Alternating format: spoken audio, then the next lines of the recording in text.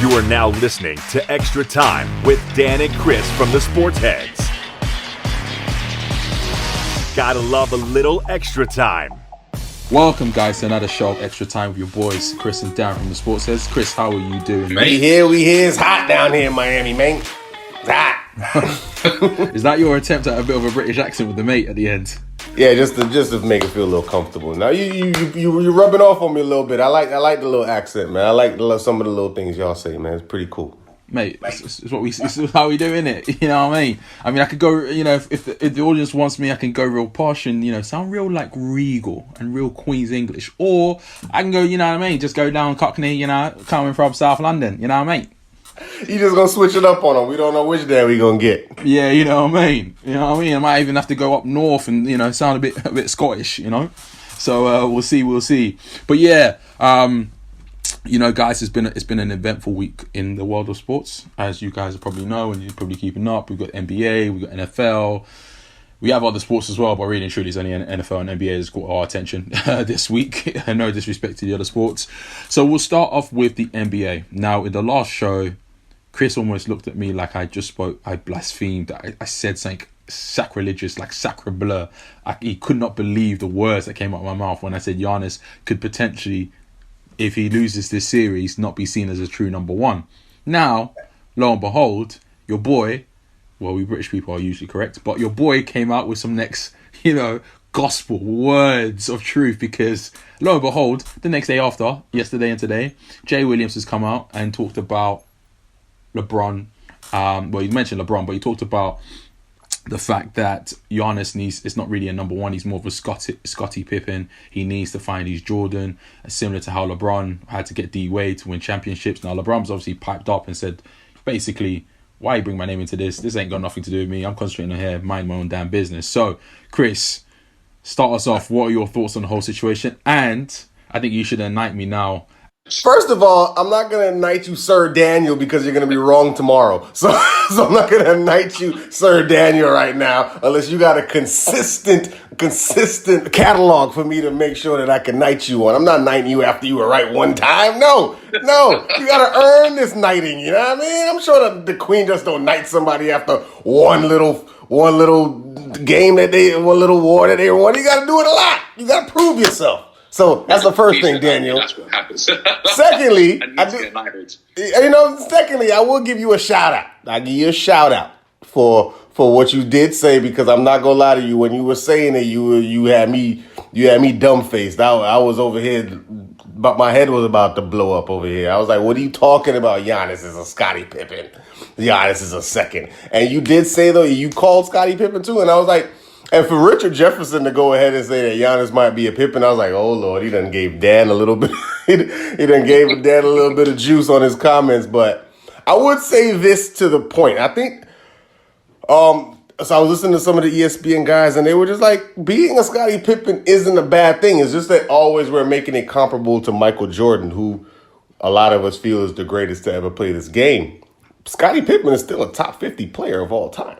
What I do understand is that they're talking about Giannis might be a Pippen, and I would only take it in this context, is that he may need another type of slasher, guard, superstar type of dude that can get his own shot at the end of the game, three-pointer to the bucket, or get fouled and go to the free throw line and comfortably or confidently knock down these free throws. I think that's where it's coming from in terms of like that idea. It's not that the Giannis isn't a killer. He doesn't have the killer mentality or skill set. It's just that he may need a little bit of help when it comes down to these close games at the end, because he may not have somebody with such a killer instinct as himself. I just think when you throw in these guys' names, he could be this and he could be that. It goes back to the old adage of what we have to do in sports. We have to compare. We have to make sure that one person is comparable to the other. But like LeBron said, he's his own self, man. And he was his own self when he came to Miami. He wasn't a Scottie Pippen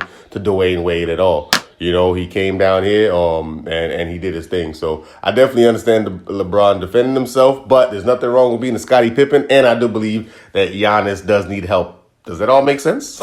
No, it makes sense. So I think I'm with you as well. One, I don't like the fact that they had to sort of mention LeBron. It was not really needed.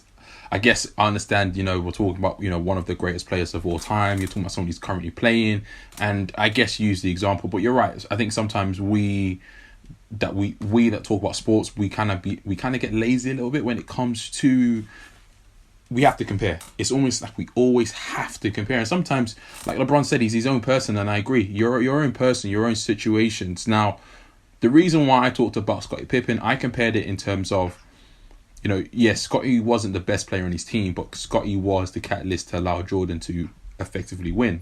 Jordan didn't win without Scottie, and also vice versa as well. Now, Giannis is a great player. Definitely admit that. Where he's going to rank, who knows? Scottie didn't win an MVP. Giannis is going to win back-to-back MVPs, we assume. So it's a different ballfish. But what I do want to sort of emphasize is Giannis that go-to player? Because for me, to be the number one player on the team, it's not just being the best player, because you can be the best player. AD was the best player on the Pelicans, but he wasn't a go-to guy. He was never a number one. And that's what I see Giannis being, where he's great. Great numbers, great defensively.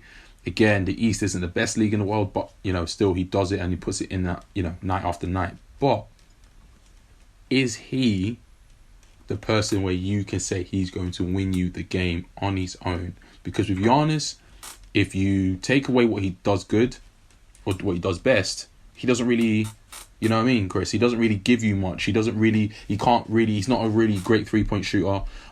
So, when it comes to sort of winning in a dynamic way, on a different way, can he probably do it? No. So, and he's not necessarily the best scorer like a Harden, where he's going to get you 50 or 60 points, or, potentially could get you that. So it's just one of those situations where I do think he needs another guy. I said it on the last show, mate, Dame and Giannis, that could be a dynasty in the making, personally, for me. Because, yeah. Did you see the reports of who he could potentially go to? I mean, the rumors were out there. They were saying he could potentially go to Miami if he loses to Miami in this series, or possibly Toronto. Whispers of Golden State. Do you see him leaving Milwaukee? And if he does, which one of these teams do you see him fitting in with? It's hard, because one thing that we need to remember is Giannis isn't actually American. He's Nigerian Greek, basically. I'll say that, sort of both. And as you can see, we Europeans definitely think different to you Americans.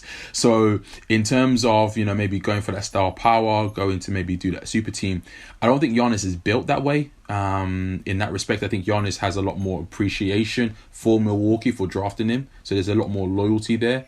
When you look at sort of European players and how their mindset, even, sort of, you got Luka, you even got Duncan as well. It's just different mindsets to how Americans see the game and how they move around. So I don't know if he would necessarily move. I think he will still stay in Milwaukee next year, even if they lose the series. I still think he will stay. Would he go to make a super team? He doesn't strike me as that kind of person. I think, that Nigerian pride is going to get the best of him, and he wants to kind of do it on his own, or feel like he can do it on his own. So we'll see. I mean, what are your thoughts, Chris? What do you think? I think he's gone. You think so? He's gone. That Nigerian mentality, European mentality about, I'm loyal. No one's loyal to losing, and I don't care what you say. And maybe that's a European thing, being loyal to losing. Whoa. I'm just saying that you said the mentality, so I'm just saying there may be some players that's like, I'm staying here even though we're not doing well. I'm just saying the Bucks, Giannis has been the greatest thing to happen to the Bucks since they had Big Dog Glenn Robinson and Ray Allen over there years back. And I don't, the Bucks have come out and said that they're not willing to go over the cap. That means that they're not willing to spend money on players coming in. They just signed Chris Middleton to a long-term deal. That's going to be your best second option at the moment.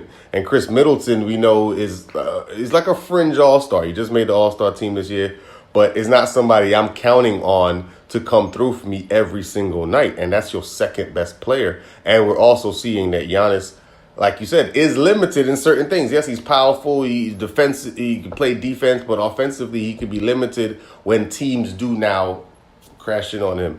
I do think that if he was to go to another team that has solid perimeter shooting and good defense, and they had another reputable star, he would do well. In this league, you need 2 stars to win. You need 2 stars to win. You won't find a team winning the NBA championship without at least two superstars or two very, very, very good players. It's very hard. It happens dime a dozen, but you have to have stars to win this league. And the Bucks have one, and like in this series, the Bucks have one, and Miami has two. So no, I hear what you're saying. With regards to that, maybe it's the sentimental guy in me, but I don't think he's going to go next season. I really don't, Chris, because I think, look, he has been drafted by them. You say that about loyalty, but you got to remember. I guess it's a little bit different, but Jordan, and I hate to use comparisons, but Jordan was in the Bulls for a while before they actually became the Bulls of what he was in the 90s, that dynasty. He went on, he lost for what, I think six straight seasons in terms of the finals. So yeah, so for me, it's more of a situation where Giannis it's only the second time really. Like last year, yes, and this time, yes. So. But when you look in the future, what answers do you see for him to get over the hump of, guess what? Brooklyn's coming next year.